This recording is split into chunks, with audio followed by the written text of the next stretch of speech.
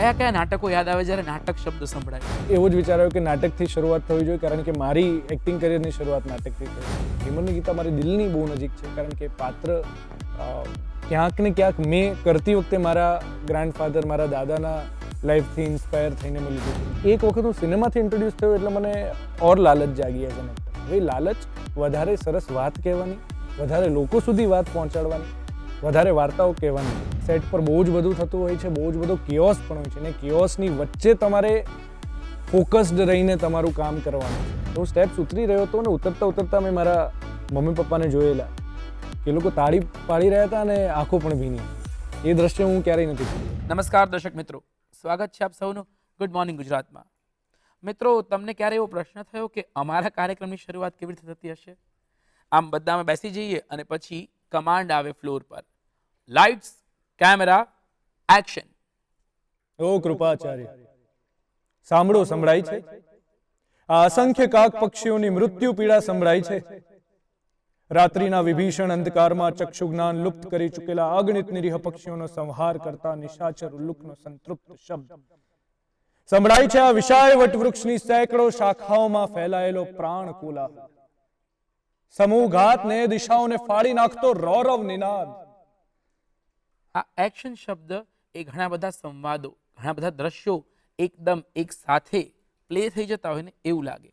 પણ હવે તમે વિચારો કે આ જ વસ્તુ કોઈ કેમેરા સમક્ષ નહીં અને પ્રત્યક્ષ દર્શકોની સમક્ષ કોઈ મંચ પર ભજવાતી હોય તો એકદમ હળવો સૂર્યોદય થતો હોય એવો પ્રકાશ મંચ પર ફેલાય અને આવો જ કોઈ ડાયલોગ સંભળાય. આ ડાયલોગ સાંભળ્યો તમે સૌએ, અવાજ ઓળખાયો? તો ચલો પરિચય કરાવી દઉં. આજે એક એવું વ્યક્તિત્વ તમને અને મને ગુડ મોર્નિંગ કહેવા આવ્યું છે કે જેણે સીધા સ્ક્રીન પર નહીં, એ પૂર્વે સ્ટેજ પર અભિનય કર્યો હતો અને આ લગભગ એમના સ્ટેજનો જ સંવાદ હતો. હવે અવાજથી તમે એમને ઓળખી શક્યા છો કે નહીં એ મને નથી ખબર, પણ એક વખત જોશો એટલે તમને ખબર પડી જશે કે આપણે કોને સાંભળવાના છે અને કોની સાથે આજની મોર્નિંગ આપણે વાતો કરવાના છીએ. સ્વાગત છે પરીક્ષિત તમાલિયાનું. થેન્ક યુ સો મચ ભાઈ, thank you so much. Good morning. Good morning. અને આજે જ્યારે ગુડ મોર્નિંગ કહેવા માટે તમે દૂરદર્શનના મહેમાન બન્યા છો ત્યારે મારે ખાસ પૂછવાનું થાય કે પરીક્ષિત તમાલિયા એ હવે કેવી મોર્નિંગ રાખે છે અને કેવા શેડ્યુલ્સને ફોલો કરતા હોય છે? વાહ, સૌથી પહેલાં તો હું એવું નહીં કહું કે હું દૂરદર્શનનો મહેમાન છું. દૂરદર્શન મારું પણ એટલું જ છે જેટલું તમારું છે, આપ સૌનું છે, પ્રેક્ષકોનું છે, કારણ કે મારું આ ઘર રહી ચૂક્યું છે, આપને ખ્યાલ છે. Yes yes. મારી મોર્નિંગ ડિપેન્ડ કરે છે કે કામ કેવું ચાલી રહ્યું છે. જો કામ ચાલતું હોય તો કામ કરાવનારા પર ડિપેન્ડ કરે છે કે મારી મોર્નિંગ કેવી હોય છે. 5 વાગે બોલાવે, 6 વાગે બોલાવે, 7 વાગે બોલાવે.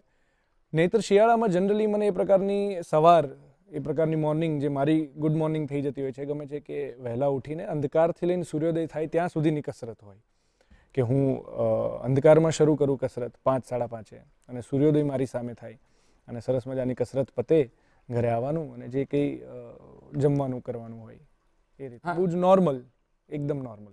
આઈડિયલ મોર્નિંગ જે એક એક્ટરની હોવી જોઈએ ફિટનેસને લઈને. હા, એટલે હું એક્ટર ના પણ હોત તો પણ હું બધાને ઇન્સિસ્ટ કરતો જઉં છું કે આ એક એવી વસ્તુ છે કે જે તમારી પૂંજી છે એ હોવું જ જોઈએ. ફિટનેસ એક એવી વસ્તુ છે કે જે બધાને, અને એ કોઈના કહેવાથી ના આવે, કદાચ જાતે જ જ્યારે રિયલાઇઝ થાય ત્યારે વધારે આવે. એટલે હું એક્ટર ના પણ હોત તો I would have preferred this morning. Okay, આ ક્વેશ્ચન આવે છે કે એક્ટર ના હોત તો પણ હું આવી જ મોર્નિંગ લાવત. લગભગ જો 8 વર્ષ કે 10 વર્ષ પહેલાનો પરીક્ષિત યાદ કરીએ તો આવો નહોતો, એ બહુ અલગ હતો. બિલકુલ. એ અલગ જ પરીક્ષિતના ફોટોગ્રાફ્સ તો હું અત્યારે શેર નહીં જ કરી શકું, પણ એ લગભગ દર્શક મિત્રો એ મારા જેવું થોડુંક ફાંદ આવી ગયું, થોડીક નહીં આમ તો વધારે કહી શકાય એવી. પણ તો ત્યાંથી આ ટ્રાન્સફોર્મેશનનું કારણ કોણ બન્યું અને કઈ રીતે આ સવાર મળતી થઈ? તો બેઝિકલી મારે ક્યારેય એક્ટર બનવું નહોતું. નાનપણથી એવા સપનાઓ પણ નહોતા જે જનરલી એક્ટર્સ ઇન્ટરવ્યૂઝમાં કહે કે ભાઈ મારે એક્ટર બનવું છે. નાનપણથી મને ખબર હતી હું એક્ટર મટીરિયલ છું. મારા કેસમાં એ ક્યારેય નહોતું. મારે ક્રિકેટર બનવું હતું અને હું એટલે જ નાના શહેરથી મોટા શહેરમાં આવ્યો હતો કે એની તાલીમ લઈ શકું, એ શીખી શકું. પણ જ્યારે નાના શહેરથી મોટા શહેરમાં આવો ત્યારે એક બહુ મોટો ડિફરન્સ આવતો હોય છે તમારા ખાનપાનમાં. એ ડિફરન્સ મને અહીંયા મહેસૂસ થયો કે હું જે ઘરે જે શુદ્ધ ખાવાનું ખાતો હતો અહીંયા ટિફિનના ફોર્મમાં કે વડાપાઉંના ફોર્મમાં, એ બધા ફોર્મમાં બહુ જ બધું બહારનું જમવાનું મેં ખાધું અને મારું વજન વધી ગયું, 120-125 કિલોનું થઈ ગયું. સાથે સાથે મારી કસરત નહીં ચાલુ હતું, બટ કોઈ એક પર્ટિક્યુલર ફોર્મેટ કે ગાઈડન્સમાં નહોતું. અને પછી એક ટાઈમે મને રિયલાઇઝ થયો, અમુક રિપોર્ટ્સ કરાયા કે યાર મારી એજ કદાચ 18 વર્ષની છે પણ મારી બોડી એજ 47 વર્ષની છે, 50 વર્ષની છે. ઓહ. અને મને એવું થયું કે નહીં યાર, ધીસ ઇઝ હાઈ ટાઈમ કે હું મારી ફિટનેસને પ્રાયોરિટી આપું. અને સાથે સાથે હું મારી એક્ટિંગ કરિયરને લઈને એટલો સિરિયસ થયો કે મને એવું લાગ્યું કે એ પ્રકારનું મારું સ્ટ્રક્ચર હોય કે જેમાંથી કોઈ સ્ટ્રક્ચરમાં જવું છે તો 2-4 મહિનામાં જઈ શકાય. ઓકે, સો ટ્રાન્સફોર્મેશન કેટલા મહિનાનું અને કઈ રીતે એ, કેમ કે ઘણા બધા દર્શક મિત્રો એવા હશે કે જેમને ફિટનેસનું મોટિવેશન જોતું હશે, તો જી. એવી પરીક્ષિત એનો મોટિવેશન બની શકે છે. એટલે આમ હર્ષદીપભાઈ એનું ટ્રાન્સફોર્મેશનનો સમય 1 થી 1.5 વર્ષનો હતો. પણ જ્યારે મને લોકો પૂછે કે અઘરું હતું તો એવું કહું, હા અઘરું હતું, પણ એના કરતાં વધારે અઘરું અત્યારે પડી રહ્યું છે. એક ગોલ હતો કે જે 1.5 વર્ષમાં, 2 વર્ષમાં, 1 વર્ષમાં અચીવ કરવો, તો એ થઈ ગયો. પછી શું જાળવી રાખવું એ બહુ અઘરું છે અને બહુ બધા લોકો કરતા હોય છે. એટલે એ લોકોથી હું સતત ઇન્સ્પાયર થઉં છું અને મારી સતત ઇન્સ્પિરેશન ને કોમ્પિટિશન હું જ હોઉં છું કે ભાઈ મારા પાસ્ટ વર્ઝનથી હું કેટલો અત્યારનો કે ફ્યુચરનું વર્ઝન બેટર થઈ શકે.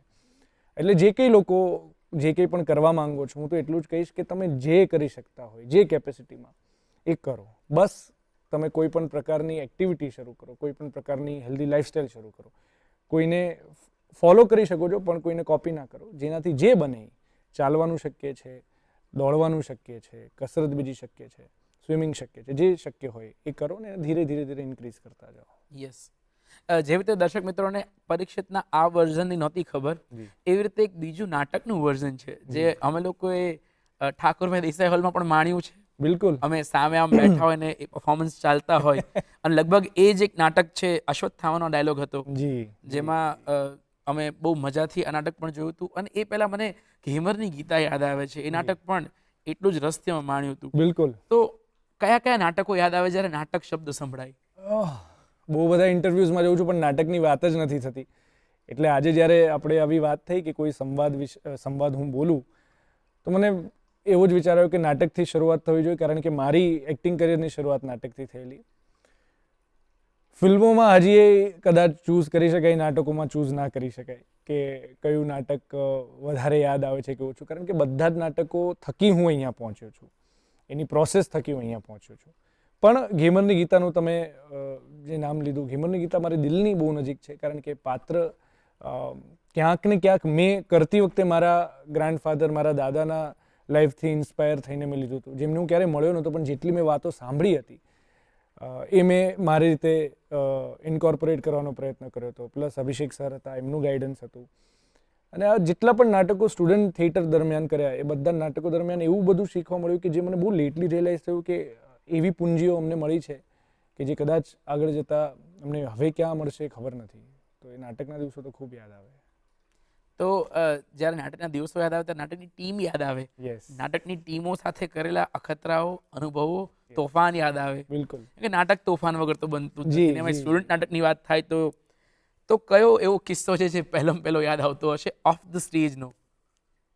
બહુ બધા છે, બહુ બધા છે, એટલા બધા. અને નાટકના તો કિસ્સાઓ તો એટલા બધા મળી રહે કે તમને એમ થાય કે શું કહેવું ને શું નહીં. પણ મને મારી લાઈફનો ફર્સ્ટ શો, હું જે નાટક કરી રહ્યો હતો એ નાટકનું નામ બલ્બ જલેગા હતું. યુથ ફેસ્ટિવલમાં અમે લોકો સાઉથ ઝોનને રિપ્રેઝેન્ટ કરતા હતા અમારી કોલેજ.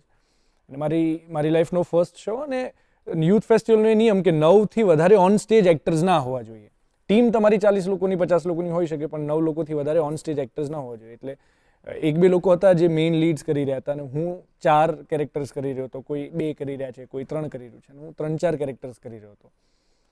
અને ફર્સ્ટ ટાઈમ ઓન સ્ટેજ, પહેલો શો, એટલે નર્વસનેસ એના પીક ઉપર હતી, એટલે કંઈ ખબર ના પડે. અને ત્રીજા સીનમાં જે મારે ઓફિસમાં જવાનું હતું, એમાં છઠ્ઠા સીનનો લહેંગો જબ્બો પહેરીને હું જતો રહ્યો. અને જવાનું હતું ને મને કોઈ સ્ટેજમાં વિંગમાંથી સ્ટેજ ઉપર ધક્કો માર્યો. અને મને હજી યાદ છે કે હું લહેંગો પકડીને ઊભો છું ઓફિસમાં અને સીન પરફોર્મ કરી રહ્યો છું. અને એ પત્યું અને મેં કીધું અરે યાર મારાથી ભૂલ થઈ ગઈ, આ તો મારે 5મા સીનમાં પહેરવાનું હતું, એ મેં અત્યારે પહેરી લીધું. કંઈ વાંધો નહીં, હવે ભૂલી જા, હવે આગળ વધ. પછી તો એટલું બધું ગિલ્ટી ફીલ થાય, સરને જઈને સોરી કીધું, રડ્યો. પણ એ બધી મેમરીઝ હવે યાદ કરી છે તો હસવું આવે છે, પણ ત્યારે તો આપણા માટે એ જ સેન્ટર છે કે ભાઈ આમાં કંઈ ખોટું ના થવું જોઈએ, આની મહિનાથી પ્રેક્ટિસ કરી રહ્યા છીએ. તો આ બધા તો અઢળક કિસ્સા. મને યાદ છે અલ્કેશ અને એ આખું યસ, પલકેશ હિન્દીમાં હતું, જો ભૂલતો ના હોતો. Yes, correct, Palkesh, correct. Palkesh, Shashwat, બહુ બધા લોકો હતા. We enjoyed performing that. બહુ મજા આવી. અચ્છા, તો ક્યારે એવું થયું કે નાટક જ કરવા છે, ફિલ્મો તરફ આવવાની ઈચ્છા હતી નહોતી, કેમનું આવવાનું થયું? કેમ કે જ્યારે આપણે વાત કરી શરૂઆત ત્યારે કીધું કે મને ક્યારેય ફિલ્મોમાં આવવાનું કે મારે એક્ટર બનવાનું જ મારું સપનું નહોતું, હા, તો ત્યાંથી નાટક ને નાટક પછીનું આ સ્ટેજ કઈ રીતે મળ્યું, કેમેરા સમક્ષ કઈ રીતે આવવાનું થયું? તો મને છે ને જ્યારે હું એક્ટિંગથી અથવા તો એક્ટિંગના પેરામીટર્સથી હું જ્યારે મને ખબર પડી, ઇન્ટ્રોડ્યુસ થયો, તો હું બહુ ક્લિયર હતો કે મારે ફિલ્મોમાં કામ કરવું છે. જ્યાં સુધી હું એક્ટિંગ સાથે અથવા એક્ટિંગની કોઈ પણ સ્કિલ સાથે જ હું ઇન્ટ્રોડ્યુસ નહોતો ત્યાં સુધી મને કોઈ આઈડિયા નહોતો. પણ થિયેટર કરવાનું શરૂ કર્યું અને બીકોમ, એમકોમ ને LLB કર્યું. બીકોમ ને એમકોમ મેં જે કોલેજમાંથી કર્યું ત્યાં કરવાનું કારણ જ એ હતું કે હું થિયેટર કરી શકું. પણ પછી મારી આસપાસના મિત્રો કે જે લોકો એ બેચમાં હતા, જે એ જ ઇન્ટેન્સિટીથી થિયેટર કરતા હતા, એ છૂટા થઈ ગયા. એટલે થિયેટરની ઇન્ટેન્સિટી ઓટોમેટિક ડાઉન થઈ ગઈ. એટલે પછી હું ફિલ્મો તરફ, અને ફિલ્મ બી મેં 2016માં કરી હતી, ત્યારે હું ઓલરેડી થિયેટર કરી રહ્યો હતો. એના પછી પણ મેં થિયેટર કર્યું, એના પછી પણ ફિલ્મો કરી. બટ એક વખત હું સિનેમાથી ઇન્ટ્રોડ્યુસ થયો એટલે મને ઓર લાલચ જાગી એઝ એન એક્ટર. હવે લાલચ વધારે સરસ વાત કહેવાની, વધારે લોકો સુધી વાત પહોંચાડવાની, વધારે વાર્તાઓ કહેવાની હતી. એ લાલચ ગ્લેમરની નહોતી, એ લાલચ પૈસાની નહોતી. કારણ કે ત્યારે તો સમજ જ શું હોય, ત્યારે શું ખબર પડતી હોય 19-20 વર્ષે એટલી બધી પૈસાની કે ગ્લેમરની.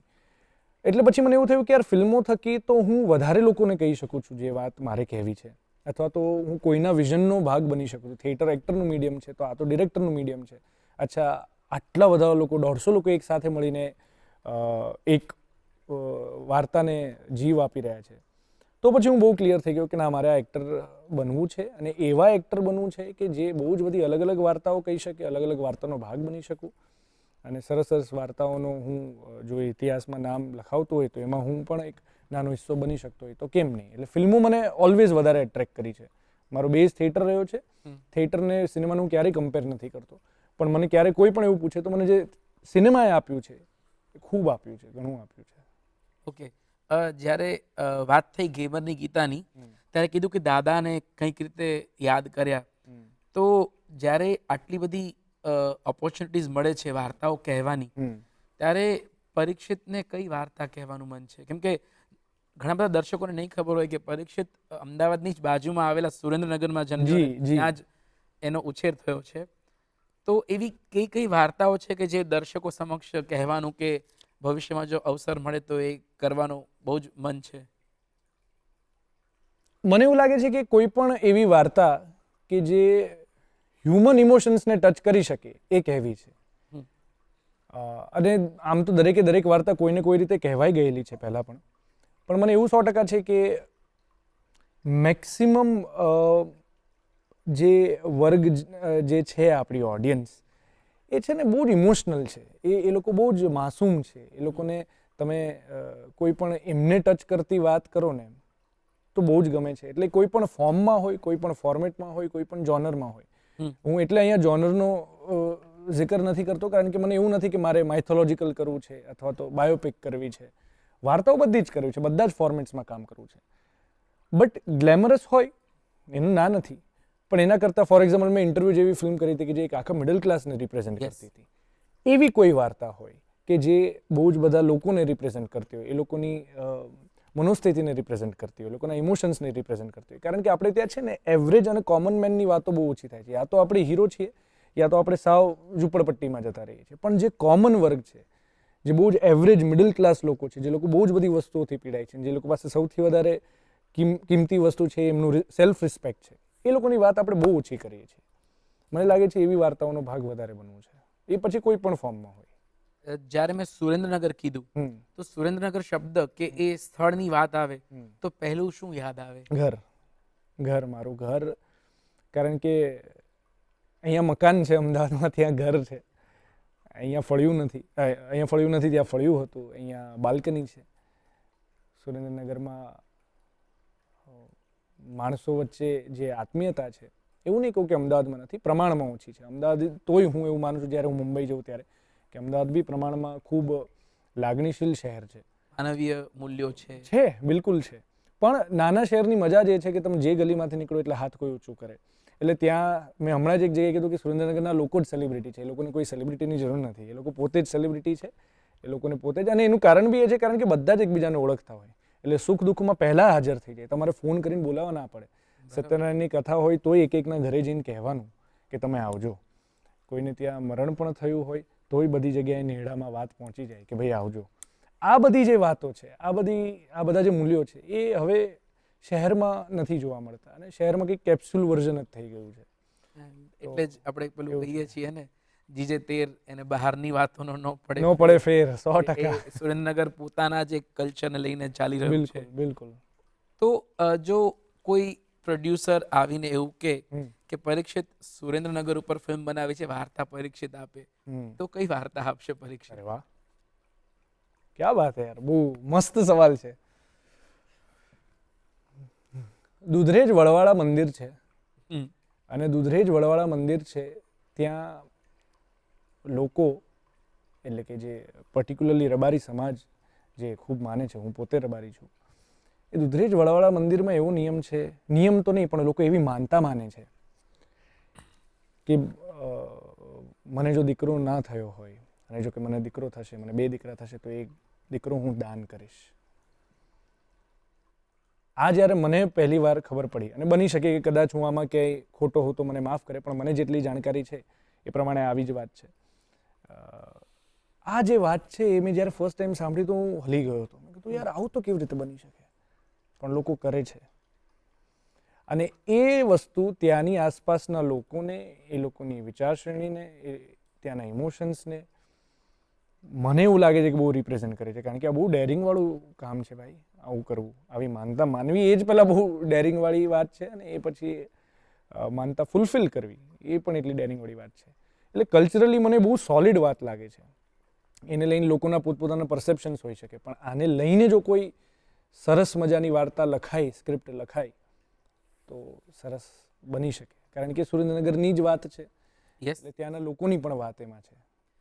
થોડું હું ઉમેરીશ એવું કે દુધરેજ મંદિરમાં જે આ વાત પરીક્ષિતે કરી, એ તમામ દીકરાઓ પ્રોપર પોતાનું એજ્યુકેશન પ્રાપ્ત કરે છે, પ્રોપર ભણે છે, અને તમામ એમની બેઝિક જે પણ બાળકને જોઈએ એવી લાઈફસ્ટાઈલ જીવે છે. બિલકુલ બિલકુલ. એટલે એવું ક્યાંય નથી કે એ લોકોનું બાળપણ છીનવી લેવામાં આવે. એક્ઝેક્ટલી, હું એવું ક્યાંય નથી થતું. ના ના, બિલકુલ સાચી વાત છે, અને સરસ થયું. કારણ કે ઘણી વખત આપણે આવી વાત કરીએ ત્યારે ઓડિયન્સને એવું લાગે કંઈ મિસકન્સેપ્શન ન આવે એટલા માટે આપણે એના પોઝિટિવ્સની જ વાત કરીએ છીએ, અને જે છે એ વાત કરી રહ્યા છીએ કે એ લોકોનું ભણતર, ત્યાંના મહંતશ્રીઓ, બાપુ જે કંઈ છે, એ લોકો ખૂબ ધ્યાન રાખતા હોય છે કે લોકોની તાલીમ બરાબર થાય, લોકોનું એજ્યુકેશન, ભણતર, અને એટલું જ ઇમ્પોર્ટન્ટ હોય છે એ લોકો માટે ગણતર. એ સાથે સાથે એ લોકોનું ગણતરમાં પણ એ લોકો ખૂબ ધ્યાન રાખતા અને પછી એ લોકો પોતાનો સમાજમાં ઘડતરનો સિંહ ફાળો આપતા રહે. બિલકુલ. કે હું પણ સુરેન્દ્રનગર રહ્યો છું. બિલકુલ બિલકુલ બિલકુલ. દર્શક મિત્રો, આવી જ રસપ્રદ વાતો કરીશું. હાલ સમય થયો છે વિરામનો. વિરામ બાદ ફરી મળીશું.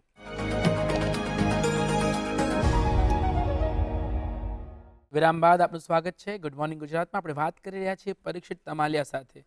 પરીક્ષિત એના ફિલ્મની જર્ની કેવી રહી, નાટકો કેવા કર્યા, અને ફિલ્મના સેટ પર બહુ બધું સિનેમા એને આપ્યું છે એવું કહ્યું છે. મારે આગલી વાત એ જાણવી છે પરીક્ષિત કે વોટ્સઅપના સ્ટેટસમાં 2020માં એવું લખાયું છે કે હું તો મારો મહત્તમ સમય ફિલ્મના સેટ પર કાઢવા માંગીશ, કેમ કે હું સેટ પરથી ઘણું બધું શીખું છું. તો હવે અમે તો ફિલ્મ એટલી બધી કરતા નથી, તો અમારે સમજવું છે કે ફિલ્મના સેટ શું શીખવાડી જાય છે. આપણે હમણાં જ બિહાઇન્ડ ધ સીન એવી વાત થતી હતી કે ફિલ્મો નોન લિનિયર ફોર્મેટમાં શૂટ થતી હોય છે, ત્યારે નાટકનું ડિસિપ્લિન કામમાં આવે છે. એ 12 કલાક 14 કલાક દિવસ દરમિયાન જે તમારી ઇન્ટેન્સિટી, તમારું ફોકસ અને તમારી કામ કરવાની પદ્ધતિ જે જાળવી રાખવી પડે છે, એ હું નાટકમાંથી શીખ્યો છું. પણ એની પ્રેક્ટિસ મારી સિનેમામાં થઈ છે. હું શીખ્યો છું ત્યાં, પણ એનું એક્ઝિક્યુશન મેં સિનેમામાં કર્યું છે.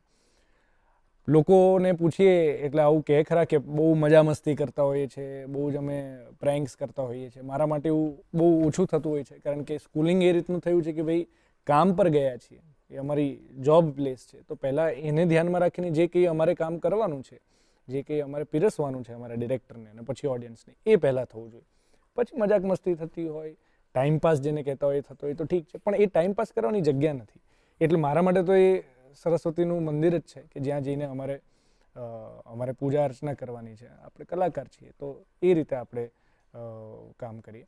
પણ હા, સેટ પર બહુ જ બધું થતું હોય છે, બહુ જ બધો કેઓસ પણ હોય છે, અને કેઓસની વચ્ચે તમારે ફોકસ્ડ રહીને તમારું કામ કરવાનું છે. અને દરેક માણસ, દરેક ડિપાર્ટમેન્ટ હોય, એ ડિરેક્ટર હોય, કેમેરામેન હોય, સ્પોટ દાદા હોય, એક્ટર્સ હોય, એ આપણી જે ટીમ જે રીતે બેઠી છે એ જ રીતે ત્યાં પણ હોય છે. ઓકે, સો જ્યારે બે શોર્ટ્સ વચ્ચે ક્યાંક બ્રેક મળી જતો હોય કે જેમાં તમારે બે સીન બદલાઈ રહ્યા, લાઇટ્સ ચાલી રહી છે, ત્યારે પરીક્ષિત ફ્લોર પર શું કરે? જો કોઈ એવો સીન હોય કે ઇમ્પોર્ટન્ટ ઇન ધેટ સેન્સ કે પરફોર્મન્સ ઓરિએન્ટેડ બહુ ઇમ્પોર્ટન્ટ હોય, કે કોઈ હેવી સીન હોય, કોઈ ડ્રામેટિક સીન હોય, તો હું એની પ્રિપેરેશનમાં લાગ્યો હોઉં. નહીંતર પછી હું એક ખૂણો પકડીને બેસી રહું. કોઈ હોટલમાં હોય તો મારા રૂમમાં જતો રહું. વેનિટી જેવું ક્યારેક હોય તો વેનિટીમાં, નહીં તો રૂમમાં છે. એ જે રૂમમાં શૂટ થવાનું એ રૂમમાં એટલે પ્રેફર ન કરતા હોય કારણ કે બહુ જ બધી હલચલ હોય, બહુ બધી લાઇટનું શિફ્ટિંગ હોય, કેમેરાનું શિફ્ટિંગ હોય, આ છે તે છે. તે ઓલરેડી એ લોકો રિક્વાયર્ડ લોકો હોય છે ત્યાં. તમારી ત્યાં એ બધું સેટઅપ થઈ ગયા પછીની રિક્વાયરમેન્ટ હોય છે. એટલે જે જગ્યાએ મને ખાલી મળે ત્યાં જઈને હું શાંતિથી બેસવાનું પસંદ કરું છું. મારાથી વચ્ચે કંઈ વંચાતું નથી કે હું કંઈ વિડીયોઝ નથી જોઈ શકતો, કે ફિલ્મ નથી જોઈ શકતો, કે બુક વાંચી લો, એવું ઓન સેટ મારાથી નથી થતું. ત્યારે હું એ જ કામમાં પૂરેપૂરું ધ્યાન હોય છે મારું. પરીક્ષિત, લગભગ જ્યાં સુધી મને ખબર છે તમારા ઘરમાંથી કોઈ જ વ્યક્તિનું ફિલ્મમાં કે આવા કોઈ આર્ટ બેકગ્રાઉન્ડવાળા ફિલ્ડમાં કોઈ જોડાણ રહ્યું નથી. ના. તો કઈ રીતે જ્યારે પહેલી વખત ફિલ્મના સેટથી તમારું શીખો છો બરાબર છે, પણ ફિલ્મના સેટ પર પહેલી વખત પહોંચ્યા ત્યારે ઘરનું રિએક્શન શું હતું? નાટકો ખૂબ જોયેલા નાનપણમાં, કારણ કે પપ્પા અને કાકા બહુ જ એક્ટિવલી થિયેટર કરતા. એ લોકોએ અલગ અલગ કોમ્પિટિશન્સમાં કોલેજ દરમિયાન, કોલેજ પછી પણ બહુ જ બધા નાટકો કરેલા. બહુ જ બધા નાટકો સુરેન્દ્રનગરમાં પરફોર્મ કરવા આવેલા, એ આ લોકોના કારણે, કાકા અને એમના ગ્રુપના કારણે પણ આવેલું. એટલે જ્યારે ફર્સ્ટ ટાઈમ નાટક કર્યું અને 2014માં જ્યારે ખોવાયેલ છે કરીને મેં જે નાટક કરેલું, ત્યારનું મને બહુ ઓનેસ્ટલી રિએક્શન યાદ નથી, પણ 2017માં જ્યારે મેં ઘેમરની ગીતા કર્યું હતું અને મને જ્યારે એ કોમ્પિટિશનમાં બેસ્ટ એક્ટર ફર્સ્ટ મળેલું, ત્યારે મને યાદ છે કે હું ઠાકુરભાઈ દેસાઈમાં સ્ટેપ્સ ઉતરી રહ્યો હતો અને ઉતરતો, કારણ કે એ નામ બોલાય અને પહોંચો એની વચ્ચે બહુ ઓછો ટાઈમ હોય છે, કારણ કે પછી બીજા વિજેતા પણ જાહેર કરવાના હોય છે. તો હું સ્ટેપ્સ ઉતરી રહ્યો હતો અને ઉતરતા ઉતરતા મેં મારા મમ્મી પપ્પાને જોયેલા કે એ લોકો તાળી પાડી રહ્યા હતા અને આંખો પણ ભીની હતી. એ દ્રશ્ય હું ક્યારેય નથી ભૂલ્યો, કારણ કે મને એવું લાગ્યું કે એના કરતાં મોટો એવોર્ડ એ છે કે એ લોકો તાળી પાડતા પાડતા રડી રહ્યા છે રાત્રે. જે મારા પપ્પા 9 વાગે સુઈ જાય, અત્યારે 12:30 1 વાગે જ્યારે શો પત્યો છે ને વિજેતા જાહેર થઈ રહ્યા છે, ત્યારે પણ એ જ એનર્જી સાથે બેઠા છે, એ અપેક્ષા સાથે કે મારા દીકરાને શું મળી રહ્યું છે કે નથી મળી રહ્યું. તો મને લાગે છે કે ઓલવેઝ એ સપોર્ટ અમારા ઘરમાં એકબીજાને રહ્યો જ છે. એમનો પણ મને રહ્યો છે અને એ શરૂઆતથી લઈને અત્યાર સુધી એ વધતો જ ગયો છે, ક્યારેય ઘટ્યો નથી. બહુ જ સરસ છે આ વાત, કેમ કે ઘણા બધા ઓછા લોકો એવા હશે કે જેને આટલું સપોર્ટ મળતો હશે. બિલકુલ બિલકુલ. જો વાત કરીએ પરીક્ષિતના હોબીઝની, તો પરીક્ષિત, દર્શક મિત્રો, ખૂબ સરસ ગીતો ગાય છે, એનો કંઠ બહુ સરસ છે. એમ ના હોય એટલે હવે હોય કે ના હોય તો ઓડિયન્સ નક્કી કરશે. તો અમે કશું સાંભળીએ એટલે હમણાં ખબર પડી જશે. તો કયું ગીત સાંભળવા મળશે અમને આજે સવારમાં? મને જે ગીત મગજમાં આવી રહ્યું છે ને એ સવાર નહીં પણ સાંજની વાત છે, જ્યાં દિન ઢલને કી બાત હૈ. કોઈ વાંધો નથી. સૂર્યોદય છે તો સૂર્યાસ્ત છે, એટલે આજનો દિવસ પણ ઢળવાનો જ છે, ત્યારે અમે આ ગીત ફરી યાદ કરી લઈશું. આપણે આને એક હમ્બલ પ્રયાસ આપીએ. બાકી અમે સિંગર નથી, અમે એક્ટર બરાબર છીએ. એક અભિનેતા એ સંગીતનો જાણકાર હોય ને ખાસ ત્યારે જ્યારે મંચથી આવેલો અભિનેતા હોય, તો અમને એ મંચનો કંઠ સાંભળવામાં રસ છે. કहीं દૂર જબ દિન ઢલ જાए, सांझ की दुल्हन बदन चुराए, चुपके से आए, मेरे ख्यालों के आंगन में कोई सपनों के दीप जलाए, दीप जलाए, कहीं दूर जब दिन ढल જાए. વાહ વાહ વાહ, બહુ મજા આવી ગઈ. મેં પહેલી વખત મેં નાટકમાં ક્યારેય તને ગાતા નથી સાંભળ્યો, પણ જ્યારે ઇન્સ્ટાગ્રામ પર અમુક સ્ટોરીઝમાં કે રીલ્સમાં જોઉં, ઇવન હમણાં જ એક બેઠક થઈ એટલે મને ખબર પડે કે ભાઈ મ્યુઝિક તો બહુ જ ગમે છે. મ્યુઝિક અને ક્રિકેટ, આ બે વસ્તુ મારા માટે એક્ટિંગથી બી પહેલાં આવે છે, કારણ કે એ ક્રિકેટની ડિસિપ્લિન, ક્રિકેટની જીદ અને મ્યુઝિક કે કોઈ પણ કર્ણપ્રિય વસ્તુની સમજ એ વસ્તુ મને એક્ટિંગમાં હેલ્પ કરે છે ઘણી વખત. એટલે મારા ઘરમાં મ્યુઝિકને લઈને કલ્ચર બહુ રીચ છે, બધું જ સાંભળવું કરવું એવું ખૂબ છે ઘરમાં. જો કોઈ ઇન્સ્ટ્રુમેન્ટ શીખવાની વાત આવે તો કયું ઇન્સ્ટ્રુમેન્ટ ગમશે? મેં સિતાર શીખવાનું શરૂ કરેલું. ઓકે. મારો બહુ જ સારો મિત્ર અને બહુ જ સારો કોચ છે ધ્રુવ વ્યાસ કરીને. અમે શીખવાનું શરૂ બી કરેલું અને ગણીને 3 દિવસ હું ગયો, 2 કે 3 દિવસ, અને પછી એટલું બધું કામમાં શેડ્યુલ પ્લસ માઇનસ, કારણ કે અઠવાડિયામાં 2-3 દિવસ જ હોય છે. એટલે 1-2 અઠવાડિયામાં હું આવી રીતે 2-3 દિવસ ગયો અને પછી મેં મૂકી દીધું. પણ હું રોજ યાદ કરું છું કે મેં જે મૂક્યું છે અધૂરું એને મારે કમ્પ્લીટ કરવાનું છે. હા. એટલે એ હું સિતાર શીખવાનું ચોક્કસ. તો પૂરું કરીશ જ. So, સિતાર is પણ in જો my wish. આપણી વાત ચાર્મી સાંભળતી હશે તો ચાર્મી હવે ફોન કરવાનું ચાલુ કરી દેશે. યસ અને યસ બહુ જ ચાર્મી કરી બોલાવશે. દેશે. ચાર્મી કરી દેશે કે ભાઈ હવે તમે આવી જાઓ અને શીખો. અને ધ્રુવ વચ્ચે મળ્યો તો કીધું હતું કે તમે આયા 2 દિવસ ખાલી. મેં કીધું સોરી સર, હવે હું આવીશ. પણ એવો ટાઈમ શોધી રહ્યો છું કે જ્યાં હું મહિનો ડેડિકેટેડલી 5-6 મહિના આપી શકું એમ. યસ એટલે 5-6 મહિના આપશો તો પછી બીજા 5-6 વર્ષ ક્યારે આપવા છે એ પણ નક્કી થઈ જશે. કારણ કે કોઈ પણ ઇન્સ્ટ્રુમેન્ટ છે ને એ આપણને પસંદ કરતું હોય છે. અમે એવું સાંભળીએ છીએ કે આપણે ઇન્સ્ટ્રુમેન્ટ નથી પસંદ કરતા, એ આપણને ઇન્સ્ટ્રુમેન્ટ તમને પસંદ બિલકુલ કરતું હોય છે. બિલકુલ. તો લગભગ એ દિવસો વધતા જ જશે અને અમને બહુ જલ્દી પરીક્ષિત સિતાર સાથે પણ દર્શન દેશે એવી અમને. એ શીખવું તો છે જ બિલકુલ. તો ઘણા બધા અભિનેતાઓ જે નાટકથી ફિલ્મ તરફ પ્રયાણ કરે છે, ફિલ્મ શીખ્યા કે એમાં થોડું નામ થાય પછી ધીરે ધીરે મુંબઈ તરફ મીટ મંડાતી હોય છે. તો પરીક્ષિતના જીવનમાં મુંબઈ આવી રહ્યું છે, આવી ગયું છે કે આવવાનું છે? મુંબઈની છેલ્લા 1-1.5 વર્ષમાં મારી જર્ની થોડી વધી છે અને એનું કોવિડ પછી ત્યાં સેટઅપ રહ્યું ને થોડું ચેન્જ થઈ ગયું છે. એટલે બહુ બધી ઓફિસીસ રહી હવે ડિજિટલ થઈ ગઈ છે.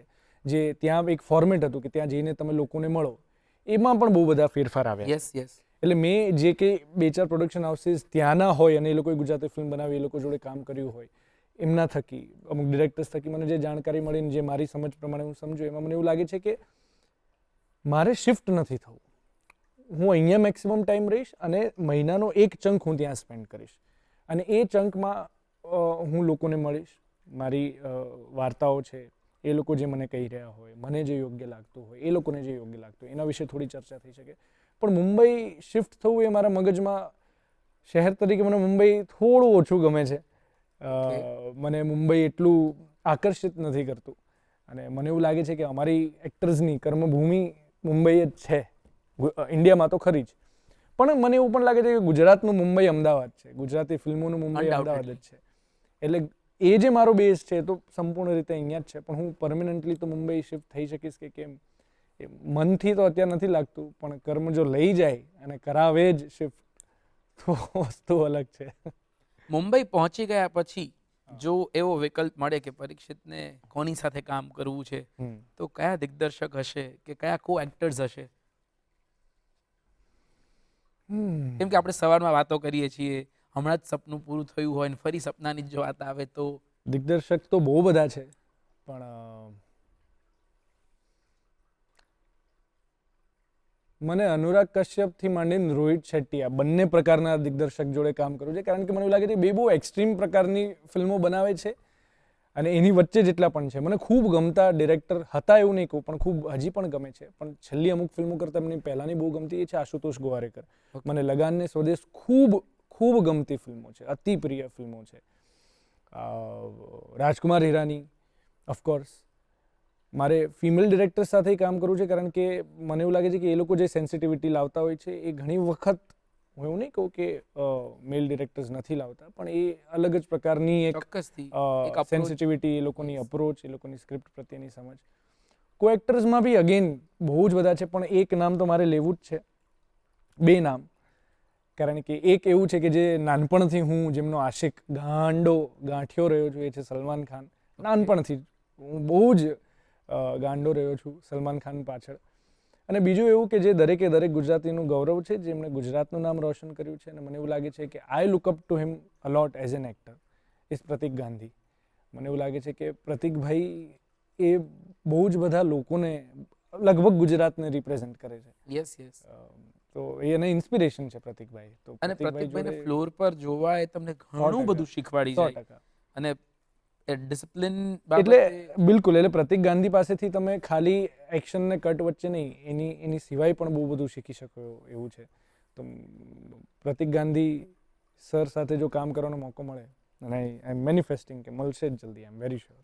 યસ, શું ખબર પ્રતિકભાઈ તમે આ કાર્યક્રમ જોઈ રહ્યા હો તો પ્લીઝ ધ્યાને લેજો આ બાબત. પ્લીઝ પ્રતિકભાઈ. જો ગુજરાતની વાત કરીએ, ગુજરાતનું પ્રાઇડ આપણે પ્રતિકભાઈને ગણતા હોય ને, એક હિન્દી ગીત તો સાંભળ્યું, પણ ગુજરાતી ગીત સાંભળવાની લાલચ અમને થતી હોય તો પરીક્ષિતના કંઠેથી કયું ગુજરાતી ગીત અમને સાંભળવા મળી શકે? ઓ બાપરે, મારી ફિલ્મનું ગાવ તો ચાલે? હા ચાલે હે ને, પ્રમોશન થઈ જશે. ચલો ચલો સાંભળીએ. મારી ફિલ્મ આવી હતી હું અને તું, મને એનું કમ્પોઝિંગ, આ જે ગીતની વાત કરી છું ને એના લિરિક્સ મને બહુ ગમે છે. અચ્છા. ગીતનું નામ હતું રૂઠી ગયા સપના. હમ.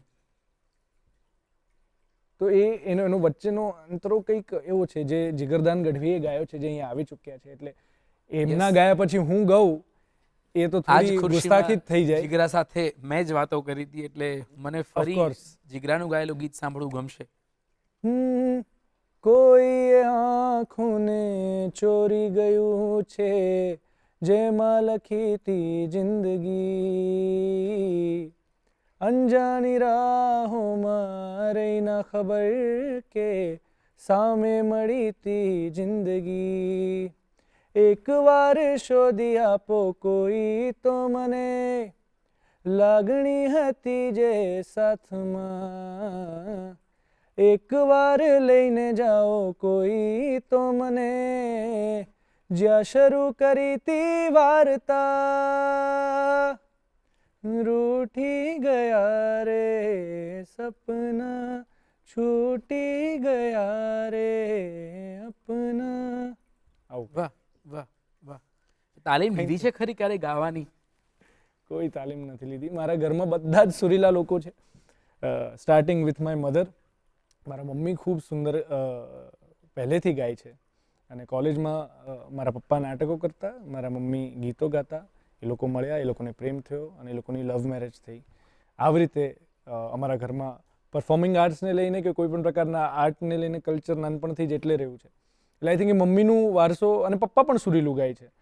પપ્પા ફોક તરફ વધારે, મમ્મીનું ક્લાસિકલ વધારે.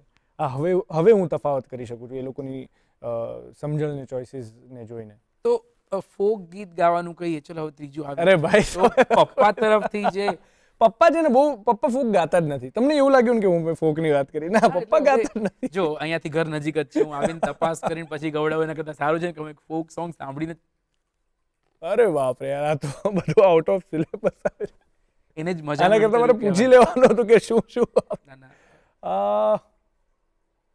કેમ કે જ્યારે વાત સૌરાષ્ટ્રમાં જન્મેલા કોઈ વ્યક્તિ સાથે થઈ રહી હોય હા, અને ફોક ન આવે તો ના ફોક પણ મને ખૂબ ગમતું જોનર છે, પણ આપણી ઓડિયન્સ, જે પ્રેક્ષકો જોઈ રહ્યા છે, જે સાંભળી રહ્યા છે, એમાં બહુ બધા એવા લોકો પણ હોવાના કે જે 19, 20, 15, 20, 21, 22 વર્ષના હોય. તો એવું ગીત કે જે એ લોકોએ ચોક્કસ સાંભળ્યું હશે. યસ, એ મને લાગે છે કે ઓરે ઓરે પારેવડા તું કાલે ઉડી જાજ રે, મારી હાટું રહી જાને આજની રાત, આંબલી ને પીપળી રે જોશે તારી વાટ રે, ભેળા મળી કરશું અમે ફરિયાદ, મારી લાડકીને ખમ્મા ગણી, મારી દીકરીને ખમ્મા ગણી, મારી લાડકીને જાલી લે મારો હાથ. વાહ વાહ. આટલું તો ક્યારેય કોઈ નથી ગવડાયું.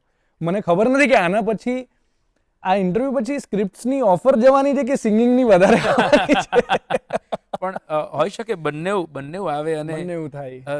કોમ્બો પેક આજકાલ હોય છે ને, એટલે બોલિવૂડમાં જ શરૂઆત થઈ હતી. આલિયા ભટ્ટે એક્ટ કરતા કરતા ગાવું, કે શ્રદ્ધા કપૂરે એક્ટ પણ કરીને, ફરહાન અખ્તર. હા, તો બધા લોકો છે. હોઈ શકે કે હવેની ફિલ્મોમાં પરીક્ષિત પોતાના જ અવાજમાં ગીત આપે ને પછી પોતે જ અલગ અલગ મોન્ટાજીસ શૂટ કરીને એક મસ્ત આપણને સોંગ આપે. આપણે મેનિફેસ્ટ કરીએ એવું. યસ. તો એક રેપિડ રાઉન્ડ થઈ જાય. ફટાફટ હું ક્વેશ્ચન્સ કહીશ જી, અને બહુ જ વધારે એમાં વિચારવાનો સમય ન લેતા રેપિડલી જવાબ આપીશ. રેપિડલી જ એના જવાબો લઈએ. રેપિડ ફાયર શરૂ કરીએ. જી, યસ, બહુ જ સામાન્ય ક્વેશ્ચનથી હા શરૂઆત એ તો મને લાગે જ છે. ફાસ્ટ ફૂડ કે હોમ ફૂડ, હોમ ફૂડ, દરિયો કે માઉન્ટેન્સ, માઉન્ટેન્સ, નાટક કે ફિલ્મ, ફિલ્મ, ગમતું કોઈ ગીત, લાડકી. લાડકી. બહુ બધા છે પણ અત્યારે લાડકી છે. મનપસંદ ફૂડ કોઈ ડિશ, ગોર્ધન થાળીની ગુજરાતી થાળી. અમદાવાદ કે સુરેન્દ્રનગર, ટફ થાય ને ધીરે ધીરે, અમસુનનગર. સુરનગર જે તેર, જી જે તે. સુરેન્દ્રનગરની ગમતી કોઈ એક જગ્યા, ઘર, ઘર, ઘર, શાંતિ મળે એવું કોઈ અમદાવાદનું સ્થાન, મારું ઘર. ઘર જ છે ભારતમાં ગમતું કોઈ ટુરિસ્ટ ડેસ્ટિનેશન, ભારતમાં ઋષિકેશ. અને જો આપણે ભારતની બહાર કોઈ સેમ ક્વેશ્ચન પૂછું, હું ક્યારેય ભારતની બહાર ગયો નથી એટલે મારા માટે કહેવું અઘરું છે, but I don't know. Lords જવાની ઈચ્છા છે, લાઈફનું ડ્રીમ છે કે લોર્ડ્સ એક વખત જવું છે. ક્રિકેટર તો નથી બની શક્યો, સો મે બી યુકે, કે જ્યાં એક વખત લોર્ડ્સ જઈ શકાય. ઓકે. મને એક પ્રશ્ન એવો થાય છે આટલું સાંભળ્યા પછી કે ક્રિકેટર, સિંગિંગ ગમે છે, એક્ટર છે, તો આ વ્યક્તિ like what is your life goal? આગળ શું દેખાય છે કે શું અચીવ કરવાની ઈચ્છા છે? એકચ્યુઅલી હર્ષદીપભાઈ મેં ક્યારેય પ્લાન નથી કર્યું. હવે જેમ જેમ મોટા થયા છીએ, જવાબદારીઓ આવી છે ઘરમાંથી, કે જાતે જ જવાબદારી જે લઈ લીધી હોય, એટલે થોડું ઘણું પ્લાન કરતો થયો છું. બટ 5 વર્ષે અહીંયા હોવું છે, 10 વર્ષે અહીંયા જવું છે, એવો કોઈ મારો ગોલ કે ડ્રીમ નથી. અને હું એમાં માનતો પણ નથી. તમે સમય સાથે ચાલો, થોડું ઘણું પ્લાન કરતા રહો, અને જેમ આપણે ફિલ્મોમાં અને નાટકોમાં કરીએ છીએ કે ઇમ્પ્રોવાઇઝેશનનો પણ સ્કોપ રાખો. લાઈફ પણ એવી હોવી જોઈએ કે જેમાં તમે થોડું પ્લાન કરો અને થોડું ઇમ્પ્રોવાઇઝેશનનો સ્કોપ રાખો, કે જ્યાં તમને જે તે સમયે જે સિચ્યુએશન લાગે એને ધ્યાનમાં રાખીને તમે રિએક્ટ કરો અને એને ઓર બેટર બનાવવાનો પ્રયત્ન કરો તમારી લાઈફના સીનને. ઓકે, હું પ્લાન નથી કરતો હોઈ શકે, પણ જો કોઈ આદર્શ તમે કોઈને માનતા હોવ તમારા લાઈફમાં, કે તમે જેની જર્ની જોઈને કાયમથી શીખતા હોવ, તો એ વ્યક્તિત્વ કોણ છે જીવનમાં? અગેન એવું કોઈ નથી ખરેખર. ઓહ. મારું કોઈ એક એવું આદર્શ નથી કે જેને માત્ર મેં ફોલો કર્યા હોય, પણ બહુ જ બધા એવા લોકો છે કે જે લોકો પાસેથી મેં ઘણું બધું શીખ્યું. અને મેક્સિમમ એવું થયું છે કે આપણે ત્યાં જે ટોપ, મિડલ અને બોટમ લેવલ ઓફ મેનેજમેન્ટ હોય, એ હંમેશા મને personally inspiration bottom level of મેનેજમેન્ટના લોકોથી જ મળી છે. કારણ કે એ લોકોનું ડેડિકેશન,